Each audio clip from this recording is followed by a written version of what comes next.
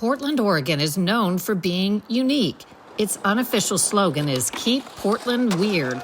And it quite possibly got weirder when the state began a first-of-its-kind experiment. I remember hearing as an outsider that here they had passed a law that legalized possession of heroin, all kinds of hard drugs. It was an extreme idea that had a significant impact upon our community. We saw public use just explode in our city. What's your view on the change in the law? It's the worst thing that's ever happened to this country. This week, the outcome of a failed experiment and possible lessons for the rest of the country. Last month, President Trump returned to North Carolina to follow up on a campaign promise. Today, here I am to deliver on that promise. This week, we are on the ground in the hurricane-wrecked region to see what difference a few weeks and a new president makes.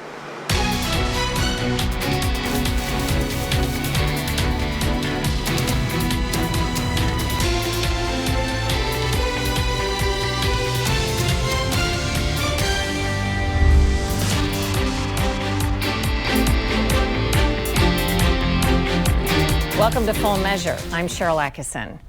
The U.S. is mired in a years-long nightmare of record drug use and overdose deaths, killing well over 100,000 people a year and costing taxpayers in terms of crime, law enforcement, homelessness, and prison. Today we look at a first-of-its-kind experiment that tried to provide a unique solution. Oregon passed a law called Measure 110. It decriminalized the use of hard drugs, including fentanyl. What could go wrong? Well, the state found out, and after a tumultuous 3 years, they not only rescinded the law, but booted a soft-on-crime prosecutor in Portland. Today, we head to Oregon to find out what this could say about national trends.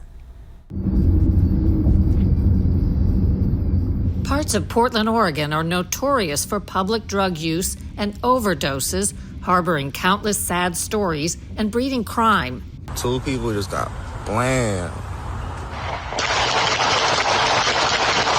Believe it or not, a few years ago, Oregon voters approved a first-of-its-kind law, Measure 110, to decriminalize all hard drugs, including cocaine, meth, and opioids like heroin and fentanyl. The idea to shift the focus to treatment. But after 3 disastrous years, the Democrat-controlled state legislature reversed the law. The end of Oregon's experiment with hard drugs signals a deeper change in voter sentiment, an apparent acknowledgement that so-called soft-on-crime policies have failed. Voters also booted Mike Schmidt, the once popular district attorney in Multnomah County. Portland's the county seat.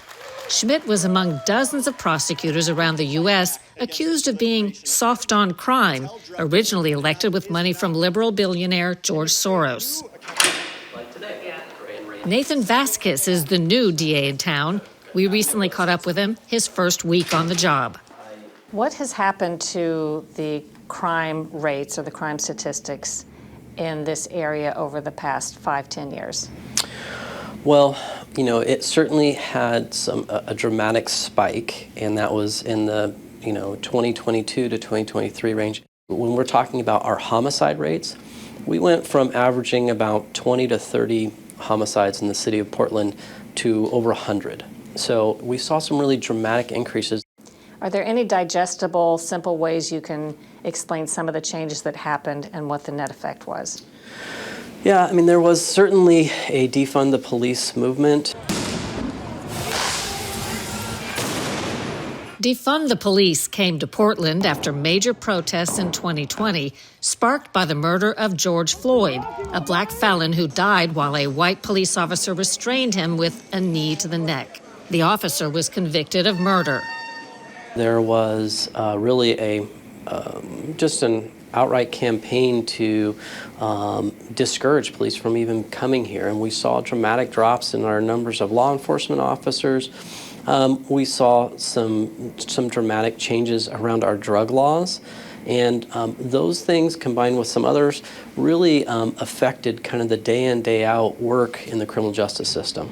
I remember hearing as an outsider that here they had passed a law that legalized possession of heroin, all kinds of hard drugs. This was brought from kind of an outside think tank group from the East Coast. And it was an extreme idea that had a significant impact upon our community. Did a lot more people, do you think, begin carrying and using these hard drugs? Well, we saw a few different things, and certainly that was one of them. We saw people coming from outside of our state to be here for that purpose. And we saw, just sadly, skyrocketing rates of overdose deaths. We saw public use just explode in our city. Overdose deaths in Oregon shot up from 696 in 2020 to more than 1,800 in 2023. This is a liberal or progressive community overall, correct? Very. Do you think the community here favored trying these things, but as a whole have decided they didn't work? It was packaged that, it was going to provide all this treatment and it was going to do all these wonderful things, and unfortunately it failed to deliver on those. It's opium. It's not going to do things that are... Aaron Schmautz heads up the Portland Police Association. He says the job of policing became exponentially harder in 2020. I do think it's important to say that it wasn't just because of Measure 110. Fentanyl is a force multiplier. All of the economic kind of downturn and issues that came from 2020 led to a lot of just more people on the streets, all these things. And so just at every level, white collar crime, property crime, insurance rates in the downtown core have gone absolutely through the roof. We also wanted to hear from some of the people suffering from drug addiction. For that, we went to Fora Health Treatment and Recovery in Portland, where it's dinner time. Thank you. The head of the treatment center, Devarshi Bajpai, spoke with us about Measure 110. It implies that there's societal approval for drug use, which I think is not what we want the message to be. Yet he doesn't see Measure 110 as a big factor in Portland's problems. Annie Otis says Measure 110 and its repeal did factor into her addiction and decision to get help. Did the lax drug law that made it decriminalized to possess hard drugs make a difference to you and make it easier for you to use or more likely to use? Absolutely. What was your thought process? My thought process was that, it was really easy to keep doing what I was doing. I probably would have continued on the same path, because there just wasn't a lot of consequences for a while. What's your view on the change in the law? Fentanyl should absolutely not be legal. It hurts people. It's a killer. It's the worst thing that's ever happened to this country. And no, it should absolutely not be legal. Anthony Morris also says Measure 110 gave him a mindset that made it easier to use hard drugs. At the time when drugs in here in Portland, Oregon were open, it made me think and feel that I can use more. It's everywhere, it's okay to use. So that made me in my mind to think, this is fine. Everybody's doing it. And now that the laws are back to where it's not legal, it makes me feel like it's not okay, because whatever the state does, I believe it makes people think that things are okay, just like myself. So honestly, I think it's better that they don't. It may be too soon to know if there will be big changes in Portland now that hard drugs are illegal again and there's a tougher on-crime prosecutor at the helm. It can be. But Vasquez has seen at least one big difference. Well, in 2016, when Trump was elected, we saw, 4 days of riots here in Portland. There was fires, arsons, there was the whole gamut. So, in this past November, I think everyone in the city was kind of holding their collective breath and getting ready to see what was going to happen. And we prepared. We got ready. So you did some very conscious messaging. Oh, yes. I went and visited every single roll call, and I talked to every single police officer. I looked him in the eye and said, we're going in a different direction. We're going to do things differently. And were there no protests? There weren't. It was shocking. I've tried to be very clear. It is not going to be tolerated. When you look at the next 4 years, what would you consider a measure of success for you? Well, definitely seeing our homicide rates come down, seeing public use of these hard drugs, see that change, and to see a dramatic drop in our overdose deaths. Those are all things that, are very real examples of, what I would like to see. As a whole, I want this community to feel safe. According to reports, billionaire George Soros spent at least $50 million to elect scores of social justice prosecutors across the country. At least 21 have since been recalled, replaced, or voted out. Ahead on Full Measure, Trump supercharges Hurricane Helene cleanup.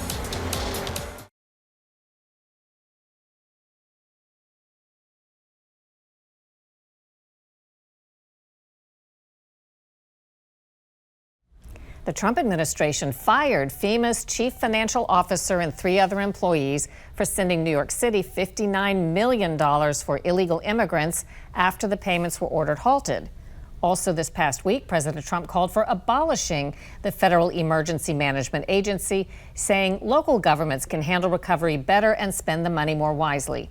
Today, Lisa Fletcher visits a North Carolina town hit hard by Helene last fall to find out what has come of Trump's guarantee to jumpstart help. This is Swannanoa, North Carolina, in the aftermath of a rogue hurricane that ripped through this small mountain town, leaving it in ruins. Today, it's a town frozen in time. Businesses on Main Street stand in ruins, their contents twisted and jumbled, cars filled with silt still parked, unmoved, since the day Helene caused the river here to crest over 27 feet. We're looking at more very heavy rain. It's getting dangerous here, so as soon as we're done with this live shot, we need to get out of here. More than 100 lives were lost in North Carolina. More than 200 people died in total across the region. The lives of many others disrupted, and many of those still struggling. I have an apple crisp. Kevin Halford lost his home in the flood. We met him at a mobile soup kitchen supported wholly by the people in the community. I spent 4 hours during the flood underneath the overpass up here. Once it stopped, I was able to get out, saw that the river down here had taken over the main road. There have been a lot of donations and a lot of help from individuals, but as far as what you expected from the state or the federal government, where does that fall? In the beginning, it was like hardly existent, and now it seems to be getting better, and I thank Trump for that. Within weeks of the storm, then candidate Trump made a stop and a promise. I will support and totally complete the rebuilding of every region and town and city that was devastated by the hurricane, and I will slash through every bureaucratic barrier that you're having already and having problems with right now, I understand pretty badly. Mike Stewart was there that day, the man behind Trump in the white hat. Everything's gone. It was over here. He owns a storage shed business that washed away in the flood. Oh, this is where the storage lot was, right there. Then candidate Trump, he said that if he were put back in the White House, that he would help. He would fix this. Yeah. What did you make of those comments at the time? I stood face to face with him and was able to look him in the eyes and try to get a sense of sincerity, whether he was for real or whether he was a politician talking. And my sense was he was for real.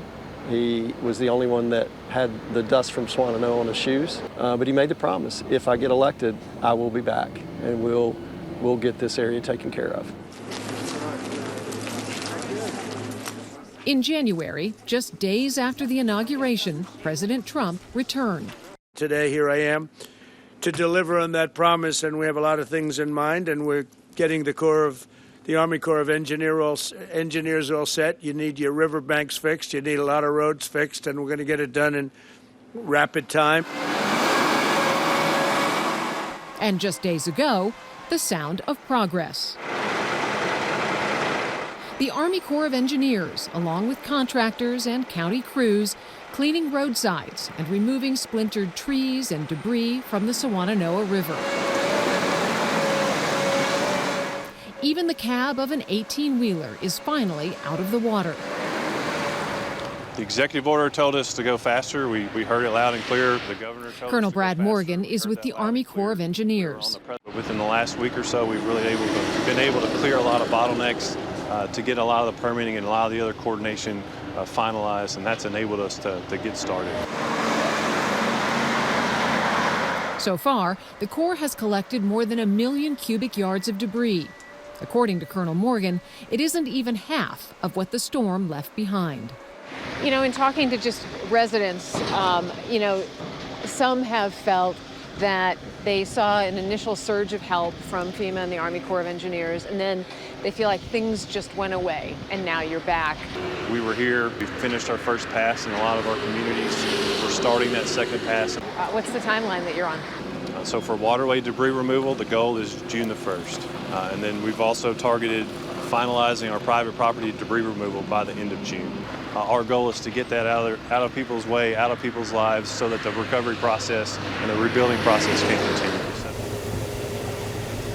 And just last weekend, the Army Corps efforts and relief efforts overall came under review of Homeland Security Secretary Kristi Noem. We had the chance to see some of the waterways being cleared today with the partnership of the Army Corps of Engineers. The Homeland Secretary promised not only changes in support for relief in North Carolina, but changes in FEMA itself. Perhaps it is going to be eliminating a lot of what FEMA is at the federal level and giving the authority, the dollars, and the money to the states so that they can deploy that. And she gave credit to those who helped themselves. There you go. What happened in North Carolina was incredibly special. You don't see this in every other state, how people don't worry about themselves and about their homes. They went and helped their neighbor who was losing everything. If Swannanoa wasn't built for the storm, the people were. Terry Dolan and Matt Barker didn't know each other before the storm. They say Helene has left them and the town stronger. Nobody cares about where you're coming from politically or in any other way. We're all surviving this together and we're all helping each other out. And at the end of the day, I feel pretty confident that Swannanoa, North Carolina, is going to have a better community to raise children in, to have businesses in, than we did before the storm. I feel confident we're going to get there. Can Trump do away with FEMA? No, he said he was planning an executive order to fundamentally overhaul the agency, but under federal law, it requires an act of Congress. And we haven't always had FEMA, of course, so maybe we don't really need it. No, I mean, going all the way back to 1803, there was a patchwork of laws that would handle things like these disasters. But in 1979, President Carter felt that that wasn't working, and it wasn't streamlined, and it was politically corrupt, and that's why he created FEMA. Obviously, the Trump administration feels it didn't succeed the way President Carter wanted it to. Stay tuned. Yeah. Thanks. Coming up on Full Measure, Donald Trump delivers on another campaign promise.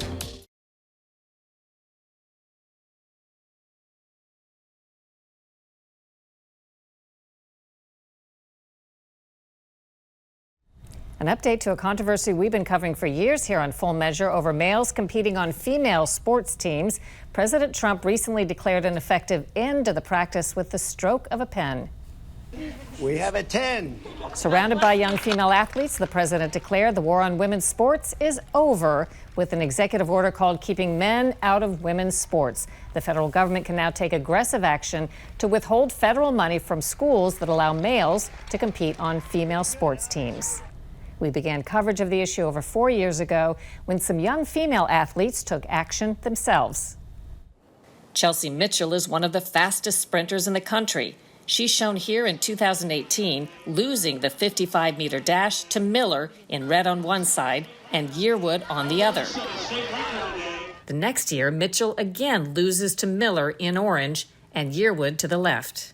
It's been very unfair for me and the other girl competitors to race against them. I personally lost 4 state championships, 2 All New England awards, and countless other opportunities because of it.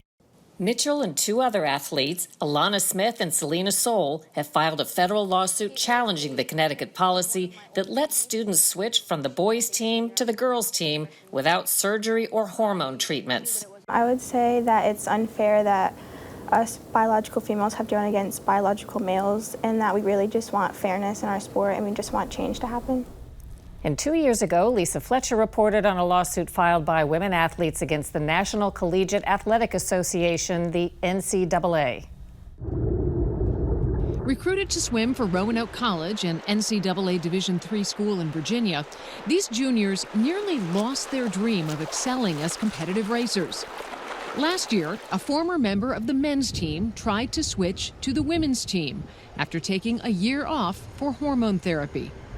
We all agreed that we were willing to not swim if it came down to it, if this athlete was going to be allowed to swim. It is completely unfair to compete against a biological male who had competed very well on our men's team, now wanting to come to the women's team. With that motivation, last October, the team held a press conference. I am calling on the NCAA and lawmakers everywhere to stop the suffering and emotional turmoil that is being placed on girls. My name is Lily Mullins, a captain of the Roanoke College swim team, and I stand with female athletes everywhere. Thank you. One day after President Trump signed the executive order, the NCAA announced a new policy prohibiting male athletes from competing as if they were women in accordance with the Trump executive order. And an update on our reporting about the government food police cracking down on raw milk and other foods sold outside the production establishment. A big win for Amish farmer Amos Miller, whose case we profiled recently on Full Measure. A Pennsylvania court ruled that he can continue to sell raw milk outside of the state, just not in the state, while a state case against him continues in court. State officials had raided his home and blocked him from doing that in a dispute over what permits are actually needed. They also marked off his other organic food products and said he couldn't sell those either in the meantime. Over the last 5 years, either the state or the federal government has at various times raided his farm, searched it, seized food related to it, tried to destroy food related to it that they found, and often tried to shut him down. Authorities have said Miller's and other raw milk products are safety issues. Raw milk advocates say raw milk is wrongly blamed for some illnesses and point to documentation that pasteurized milk products have been responsible for the most deadly outbreaks over time. And after a break, what's ahead next week on Full Measure?